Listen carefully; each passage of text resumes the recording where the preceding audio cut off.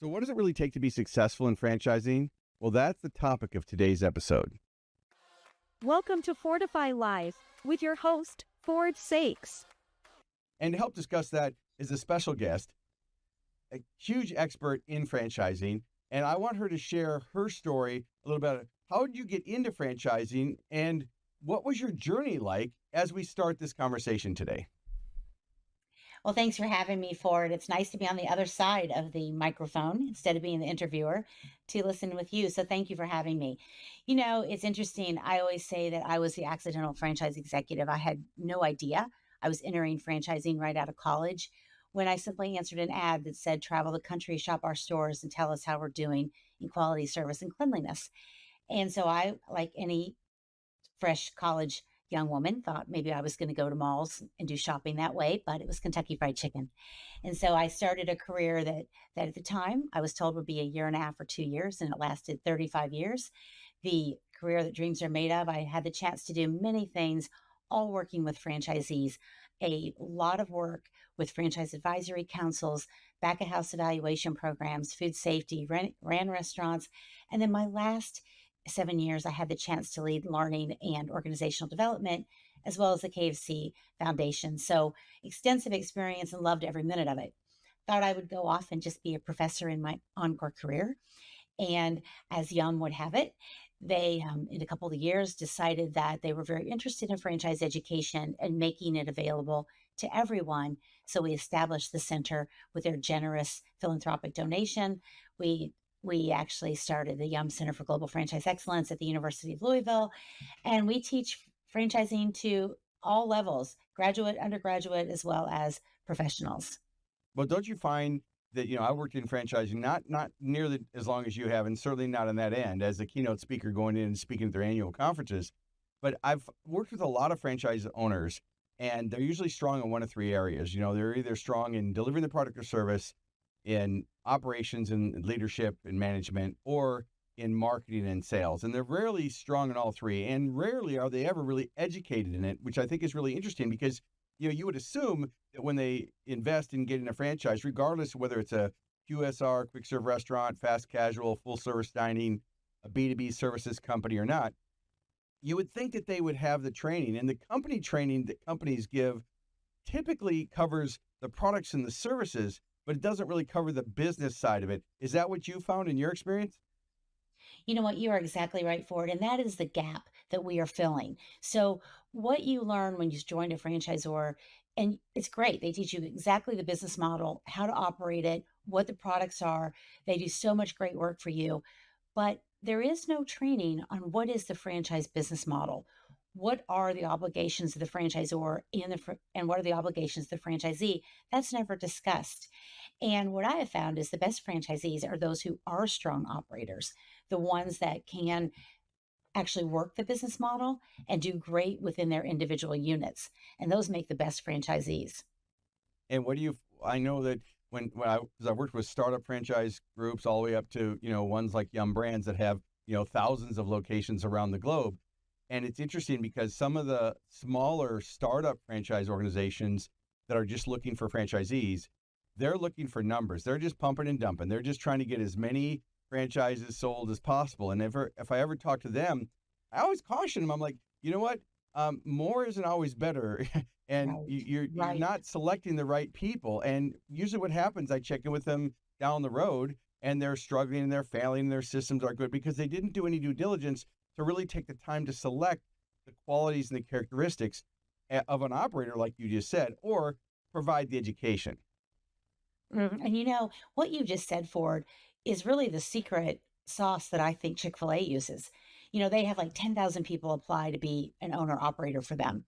And think about that. So what they've told me is the folks I've talked to there, they interview very, very hard for their franchise operator. And when they do that, they're actually able to select the best who then can run their restaurants beautifully. And we've seen the success they've had. There are brands who do try to grow too quickly. And franchising is a growth engine. That's exactly how you're going to grow your business. But if you don't choose the right partners from the beginning and you don't start slow, there are some pitfalls you can fall into with that rapid growth. And actually, we teach some of that in our content because while it is tempting to bring on anyone who can write a check, Right. it can cost you in the long run. And so that is a important caution to go slow before you go fast. Yeah, I think it's really important. What other pitfalls have you seen, or you can change the names to protect the innocent, but what have you Ah, seen? Because this is our show, we can talk real, and just so you know, people in the green room, when we talked earlier, she said, Ford, I'm not used to being on the other side of the mic. I might ask you questions, and I said, you're the yes. boss, Kathleen. You can ask me any questions. But back to the pitfalls. What have you seen where people thought they had a really good plan, but it was just a disaster? Have you seen anything like that? Oh, of course. Of course. So I think that sometimes when folks get into franchising, let's take it from the franchisee perspective to start with. So Sure. I think when they get into franchising, they may not read all the fine print in the FGD or the franchise agreement. And so suddenly they're hit with all these, for example, remodeling issues. And they're like, oh gosh, I didn't even know about that. And they don't have the capital to remodel. Heard that their response. Of course, joint employer law comes into play. So your franchisor is not going to hire your folks. And they're also not going to provide all that management leadership training, if you will. So I think that that definitely can be some issues. Also, some franchisees really don't like to follow a plan. They're entrepreneurs. They Right. don't have any interest at all in following your plan. They might want to serve their Aunt Betty's apple cobbler on the buffet. Well, you can't do that because then you're obviously impacting the brand. And I've run into some people that just really don't get that. So I think that's a problem. But that can be on the franchisor side too. You choose the wrong franchisees, either they're undercapitalized, so they don't understand how much it's going to cost. Most FDDs will tell you have 3 months of working capital available so that you can start your business. 3 months. Think about that, Ford. Do you know many that really just need 3 months? No, I think you need a lot more than that. I know I've grown Yeah. 17 different businesses up. 3 were 7 figures. No, I never went bankrupt, but I had some that I just had to abandon the ideas. And I was an inventor and invented some products. But one of the things I found was, in my first business, I had a sporting goods business, grew up to 140 in people and $50 million in sales. But I remember when I got my first SBA loan, it was like 150,000 or something. And I thought, I am rich. I have money for the rest of my life. And about Yeah. 60 days later, I was almost bankrupt. And when I went to some business advisors, they said, that loan was just enough to get you close to bankruptcy. Like I was so undercapitalized. I had to bootstrap everything. I had to factor all my receivables. I had to do all these things because I just wasn't prepared for those capital investments at all. Mhm. Mhm, exactly, and I think a lot of franchisees aren't, and I understand that maybe in 3 months you are profitable, but not a lot of them. I mean, it takes a lot to get started, as you know, obviously being the serial entrepreneur that you are, you definitely know it takes a lot. So what have you seen? Where have you seen some pitfalls? Well, I've seen it where, they underestimate how much they can get done and they overestimate what they can done and underestimate how long it's going to take to get it done, right? And the ones that aren't open-minded and coachable are the ones that are the dangerous. The most scary business owners and people that I work with, as a strategic consultant and advisor, are the ones that think they know everything but don't know what they don't know, right? And so Mhm. you can tell that they're not coachable. And when I work in franchising, it's interesting because, on the pre-event call, I always ask them, "What are your top challenges?" And typically it's staffing, or it's franchise relations because of the way they've grown, or the way they've had the relationships with their franchisees. Mhm. And it's getting the franchisees to follow their systems. And the franchisees are like, hey, Mhm. why don't you send me more business? And so Mhm, I get thrown in exactly. as a third party because I wrote a book on franchising, and for local marketing. But I focus on that local marketing side, but they don't want to execute. A lot of them are like, they think they can outsource that part, or that they want the franchise brand to do that part. And that's where what Mhm. you've shared is that success of that owner operator that really understands not only the relationships in the community, but how to do the outreach, especially for the brands. And there's so much opportunity.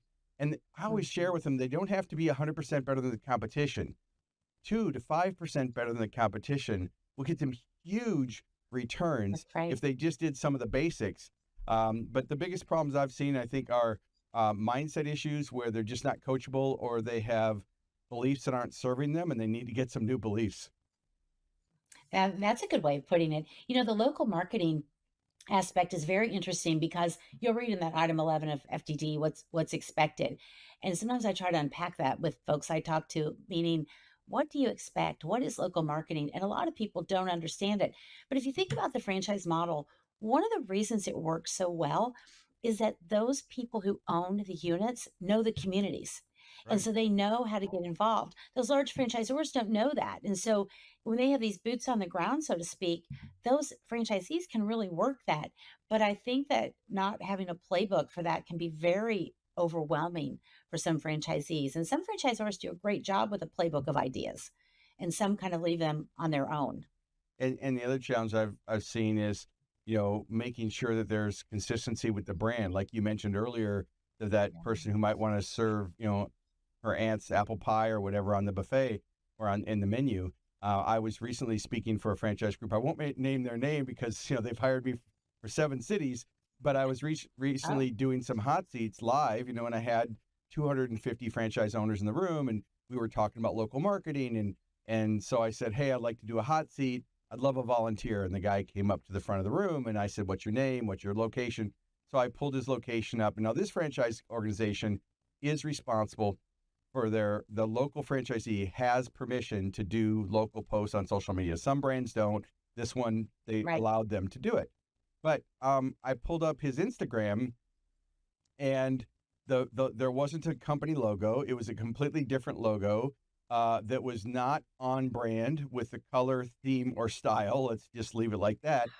And I was shocked. And of course, now I'm in front of, I've got the executive leadership team in the corner. I've got the franchise advisory council over here, and I've got the franchisees. And here's this guy who is really proud of his, logo that who knows who made. And so it was an interesting Yeah. conversation because it wasn't on brand, it wasn't best practices. And so we were able to use that as a learning experience for the group. And he did change the logo while we were there live. He called his team and they changed it. But it was interesting that he'd been in that organization for over 10 years. And so, I think what happens is I think he just got comfortable. He got comfortable. He'd been in the organization for a long year. And so he thought he might know better. And I think that that's one of the challenges I see in franchise organizations, because I interview a lot of them and I work with a lot of them, is the ones that are really successful, they really do follow the systems. They take a care in evaluating their franchisees. And not only that, supporting them through the learning journey so that they understand where those gaps are. And what you guys are doing at the University of Louisville is so important because it's offering that education to the things that they don't know, right? Mhm. That's right. And I do tell the students, if you don't like to follow rules or follow someone else's plan, franchising is not for you. And it's interesting. Today's generation, the new generation that's in college, the statistics that you read will say like 2/3 want to own their own business. And I always test it out. I teach one in person, the rest of my content's online. But I always ask the students, how many of you in here would like to own your own business? And guess what, Ford? 2/3 of them raise their hand. Yep. So I'm always validating or fact checking that with my own students. But franchising provides that opportunity they had not thought of. Thought that franchising was just restaurants. Now, I love restaurants. You can see one of my heroes, the Colonel, behind me. So I love restaurants, but franchising so much more. And teaching that concept alone, I think has been really compelling. Is that anything that interests you, I promise you there's a franchise in it. And you I, probably would agree with that. Yeah, I was surprised. I first got introduced to franchising, about 25 years ago. I was invited to speak at the International Franchise Association, and I speak at a lot of associations on business growth. Right, I'm a keynote speaker on business growth, and it was interesting Mhm. because once I spoke there, it was like these are my people, right? Because they're all entrepreneurs, whether it's the franchise or who's trying to grow the franchise brand or whether it's a franchisee trying to, add value to their local community with product and services. So I really found my sweet spot. It was like I found my home. And so then I leaned into that and found that that's such a great model because for me, I had to figure a lot of these things out by myself. The mistakes Right. people ask me, do I have a degree from High Point University, but prior to that, I spent so much, over $1 million in mistakes trying to figure it out, where if I Um, would have had a system to follow, oh man, it would have saved me so much time. And sure, you have to pay a percentage in, but the small amount that you have to pay in, if you're really building a franchise brand, is well worth the investment to have a system and a national brand to support it. Oh, yeah. I mean, think about what happened in COVID. Franchising really flourished because of the ability to like source PPE to help their franchisees through all the paperwork through the government. I mean, it was amazing because there was that system to lean on, even when it comes to new products, new services, new promotions, because, consumers, they're into new news. I mean, anything that's new will sell. So not having to worry about that, there are just so many benefits to franchising. And when the students hear that, they become quite interested in the model. So I have a question for you. We're going to switch gears for just a second. As a business owner, and again, we're not political on this episode. This is for information and educational purposes only. You can disagree. You can put some notes in the comments. But we're just having an open conversation. I think what's going on right now in California with that minimum wage is just scary. And I know there's other things going on right now. And I know that in franchising, there's certain government sources that are like, oh, they're against franchising. Some call it multi-level marketing, which is a whole different conversation. And it's just, it's scary to me because when I think of labor costs, and again, you've spent, a large career in quick serve restaurants and fast casual dining. How can a business owner pay that kind of wage for the front lines, for that staff? I mean, I know they can pay more for certain things, but to me, I just don't know how that would work. I'm just curious. The only way it works is, I mean, you're going to have to raise your menu prices. Yeah. I mean, that's just the only way it works. And so you can find efficiencies, but I think these large brands have done such a nice job of making the business so efficient with the fewest employees. The other thing though is with the advent of AI coming in, it can take over. It will never replace a human being. I really believe that. But as our dean says, the folks who know AI will. And so I do think artificial intelligence is going to have a place in the workplace, and that will be an unintended consequence of these higher wages. And I understand, you can see both sides. People need money obviously to live, though. I would tell you, I don't think any of our entry level jobs are expected to be forever jobs. Right. So Right. there's so many opportunities. There's so many opportunities to move into management, to do other things that I think that's part of the problem as well. But it does seem at times that some of the legislators may be against franchising, and the IFA does a wonderful job of supporting that. Of course, the joint employer ruling that looks like it has been put to the side for now will probably come up again. And that is one that's very concerning. But I will tell you, the FTC ruling last week on non-compete, they did a carve out for franchising. So the non-compete could be quite alarming if franchising was included, because then you could take those trade secrets anywhere you want, right? You Right. could start your own. Right. But they have prevented that for now. But it's always something to keep an eye on. And it's a great model. It's built generational wealth for so many. And so it's a little disappointing to see all that. You mentioned AI, and I have two different keynotes on AI, strategically and tactically. I have a new book coming out called AI Mind Shift, Unleash the Power, Avoid the Pitfalls, and it's available on Amazon to pre-order. Ooh, when's that coming out, Ford? I want to give you a plug on that.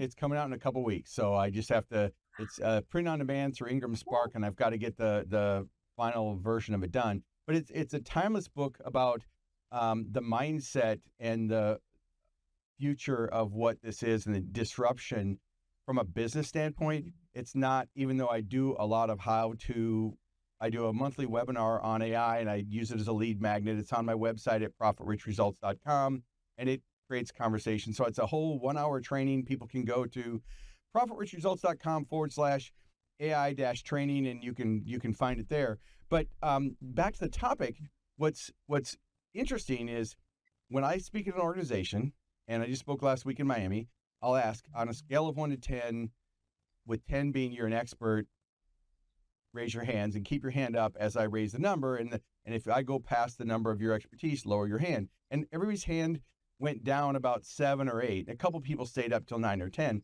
it was interesting, 20 minutes into my presentation, I stopped and said, okay, let's test again. And so there's this delusion of what they think it is versus what it is, because it's changing so quickly. It's impacting everything. And just like what you said earlier that your dean said, for me, I say AI isn't going to replace humans. It's going to replace humans that aren't using AI.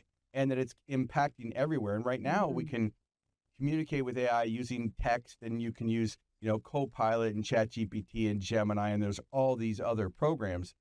But to me, Kathleen, what's really interesting is I think it's actually going to be a species, a sentient being. It's already making sales calls. There are companies that are training it to outbound telemarketing. There are companies, menu companies. I know quick serve restaurants that are on their drive-through. They're using AI to take the order, Right. and it's doing really well too. And because it's clear, it can ask the upsells, it can do all the different things. So I think we're going to see it. And I'm going to predict this. And when I talk about predictions, I was in Scottsdale speaking, and in Phoenix, and I took a Waymo taxi, which is a driverless taxi.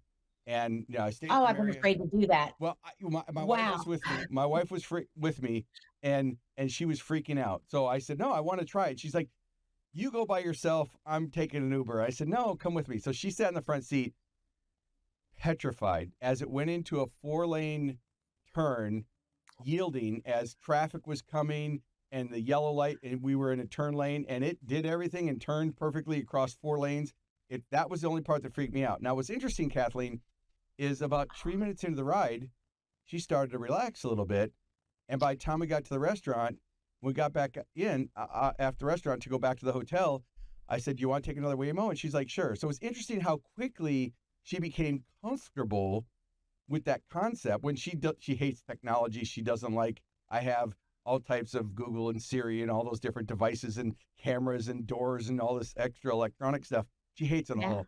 But I think what we're going to see in society is AI is going to disrupt every area of business, whether it's the front-facing customer service. I've used AI to help franchise brands. I show them, one of the things I do as a hot seat is I show them how to respond to Google reviews, because unfortunately, those owner-operators will say, "Thank you for your review. We'll share it with our team." And then they get a 1-star review. "Thank you for your review. We'll share it with the team." I'm like, that's not a personality. That's not best practices. So I show them how to use AI in conjunction with their best practices for their brand, so it still has the style and theme of their brand. But I think AI is going to impact so many areas of business. If I look forward, because as an entrepreneur and a futurist, I always like, okay, not what's happening now, what's it going to be like in 6 months? And if you look back over the last 2 years, and with the robotics coming and everything else, it to me, it's scary, but I'm leaning into it because, it's here to stay. You're not going to be able to put the genie back in the bottle. It is here to stay. You can imagine how professors feel about AI right now. We are having tons of conversation. And what's interesting is, after you've seen so many things that are written by AI, you can tell, Oh, but you you can. can't prove it. But you can't prove it. Right. So it's a tough one. I think it has so many great uses, to your point, but embracing it seems to be a smarter move than running away from it. Though I'm not really ready for that car thing, so I applaud you for trying that. I've seen that as a choice when I've traveled, and I'm like, not yet. I tell you what, I didn't think so either, but here's the deal. It's not distracted. And, I'm kind of an introvert, even though I speak on stages and have a podcast. When I'm in a Uber or something, I don't really want to socialize and talk. And I have my settings to cool, temperature, quiet. And of course, it's never like that, That's which is good. fine. But I think what's interesting is for our listeners out here, we're live right now on LinkedIn and Facebook and YouTube and a few other places. And of course, this episode also is the Business Growth Show podcast. So if you're listening on the podcast, thank you for subscribing. And what I would say is, you can't hide from AI. So at least you want to be aware of the pros and cons. And the biggest takeaway, Kathleen, that I share with audiences and listeners is treat AI as an intern, not an expert, not a Oh, replacement. that's good. I just say Yeah. treat it as an intern, because if you hired an intern, they don't know. And AI can make things up. It can hallucinate. It can lie. It can completely, it's basically what I tell audiences, it's a fancy autocomplete, but it's also 400% smarter than the smartest human. So it just tries to anticipate and generate what you think you need, but it has no bearing. It doesn't know right from wrong, up from down, or anything else. So I'm fascinated by it from a business standpoint, because for Yes. me, and I'm going to ask you, so I have a thing I share, and I'd like to hear your take on this. When I talk to audiences, and since you help so many students and you work in growth, I tell organizations that there's only 4 ways to grow a business. Get more high-value customers or clients, Mhm, increase the average transaction, mhm. increase repeat or referral sales, or improve efficiencies in performance of operations or systems. Now, I'm very curious. And again, for those listening, we did not prepare this. This is me just talking off the top of my head. Kathleen, with your vast experience in business growth, what do you find are some of the key elements that are those relevant, or where do you feel? Well, what you've just described is extremely relevant, obviously. And, I always think the way to really build a business is not to try to save your way to prosperity, but to grow the top line. So Yeah. I'm always Can you thinking, tell my wife that, please? Sorry. yes. And it's interesting. I've been in many organizations where they do think about how can we keep saving. So I do think growing the top line. But I also think your staff are some of your best, I don't want to say weapon or best tool, the best thing you have to grow sales, to improve productivity, because obviously the more trained and talented they are, just the better everything runs. They're able to, for example, to project the food that needs to be cooked better, or be able to anticipate not student needs, anticipate customer needs. But they really, I think, are your secret weapon. And so the things that you've described, absolutely. Obviously, if you can grow check, if you can retain your customers, but also if you can retain your employees, because turnover costs money. Turnover is so expensive. And, no one's really been able to put a perfect dollar amount to it, but it's a lot. The numbers that you see are staggering, anywhere from 1 to 2 times their salary to upwards of 10. So I really think that treating your team really, really well and keeping them is a secret to long term growth of your business. Yeah, I think it's really important. And for years, my personality style was, an entrepreneur. I'm a critical thinker. I can get things done. But I wasn't always the most detailed or organized, because some entrepreneurs aren't. And so I found that I would delegate a lot and I would hire a lot, and I had a lot of turnover, and I never understood the frustration. I'm like, you know what? I'm giving you all the details you want. And what I found was it was really came down to hiring the right type of people for the right type of job, and the difference Mhm, between, now there's a famous book by Gino Wickman on, execution and the entrepreneur operating system, which mhm, is a methodology that isn't new, but he's put a nice, wrapper around it. mhm, But it really does mhm. help communicate the difference between those that are visionaries versus integrators. Visionaries, are the visionaries. They have the vision and they see the bigger picture, and integrators are the ones who actually get things done, right? And That's so right. That's one of right. the yeah, And we one, have one yeah. and we haven't used the C word, culture, but my Yeah. goodness, the most successful franchisees I've seen are the ones that build a rich culture. And that's what I think what's great about franchising, bringing it back to growing your business, is you determine what your culture is. And if you think, well, I don't want to work on that, well, you already have determined that then, because Yep. you have a culture, whether or not you are intentional about it. And so I do think the growth driver is building that culture, because customers feel it. Yeah, I think I think I might add a fifth one onto my four ways to grow a business, because even Yeah. though that kind of goes into operational performance, I think culture that's a really good shift, because if I look back at my successes in my organizations, the one that were successful is I had really good culture, and I had great Yeah. people who drove that consistently. Exactly. And we also, what was acceptable behavior and what wasn't. And we were able to create systems of satisfaction, conditions of satisfaction. People got trained to a standard and then held to that standard. And then we created a Mhm. culture where the other members held those people to that standard, where it wasn't just a dictatorship. It was the culture did it, because that's just how we do things here. And I think that Yeah. that's what I've seen in some of the Yum brands for sure, and the success in those.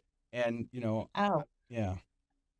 and then celebrating all that when you have wins, really celebrating and recognizing the great work of the team. Oh my gosh, that just goes so far. Excellent. So, what else would you share as we getting ready to wrap up the episode? I really appreciate you being here today. Do you have any Oh, other it's been questions for fun. me, or what final thoughts would you have for our listeners? Oh, I love that. I'm going to have a question for you. But I do want to say, I think what's exciting about this generation that we have now, they're wonderful. First of all, our future's in great hands. I get to see lots of juniors and seniors, and teaching them franchise management has been incredible. Folks don't understand the opportunity that's there. So being able to teach these folks who are getting ready to start their careers what they could do, whether they work for a franchisor, a franchisee, become a franchisee, or even for a partner in the industry, such as you, Ford. You're clearly a wonderful partner in the industry. I hope that I am the same.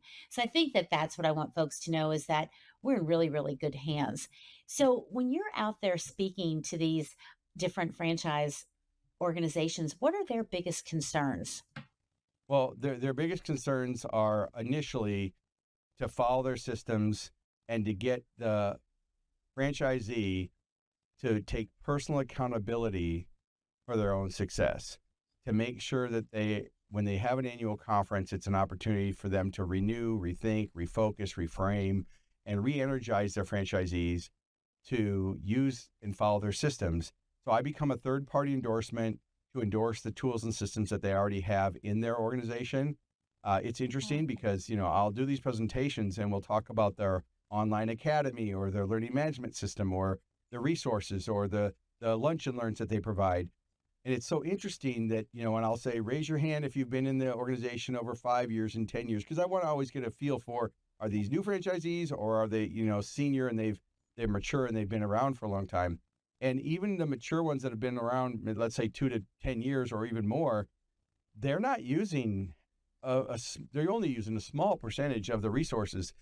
And some of them don't even know that they have the brand guides and they have the sample social media files and they have all the print materials and the signage and the vehicle wraps and all the different things. And so one of the action steps is, block out time next week to go through all the resources that you have at your organization. So the challenge they see is on the using the tools. It's also on building the culture because like you said, they're not taught the culture things, and culture really comes down to so many different modalities because, people define it different ways. So you have culture, you have leadership, you have management, team building, communication, and change. So all of those things are very different. And so, when I do if I speak on that, I always customize it based on, okay, they say these are our 3 needs, because I'm only speaking for 45 to 90 minutes. It's one thing, but like I'm doing with this other brand, I'm doing 7 cities and it's 2-day event and it's 3 hours on day 1 and 3 hours on day 2. So it's much more interactive and exercises and hands-on and small group discussions. And I have to get them up and moving a lot because they're younger and they can't sit still for more than 8 minutes. That's true. I changed the whole dynamic of presenting. It's not death by PowerPoint by any means, but I think the real thing that I find that it still comes down to the basics, which are, if you're taking care of your people, do you have a clear value proposition? Are you active in executing? Because it's not what you know, it's how well you execute. And I think that that's one of the reasons they bring me in, is to help them take personal accountability and also execute on some of the small things. It's not like this big, one of the things I learned real quickly, and I'm sure Kathleen, you'd understand this. When I first started my career, my tagline was business growth innovator, because I was an innovator. Well, I learned quickly not to use that word in franchising, because they're like, no, Ford, That's we right. don't want you to innovate. We want you to stick to your lane and help. So I learned that. So I changed that to accelerator, 25 years ago. But I'm sure you can relate to that. Smart move, smart move. So that's wonderful. What a pleasure it's been talking with you, Ford. Thank you. And thank you so much for being a guest. And for those, it's Kathleen Gosser. You can check her out on LinkedIn, and you can obviously the Yum Brands Assistant Professor of Franchise Management and the Director of Yum Center for Global Franchise Excellence. Thank you so much, Kathleen, for being here today. Thank you. Thank you for tuning in to Fordify Live.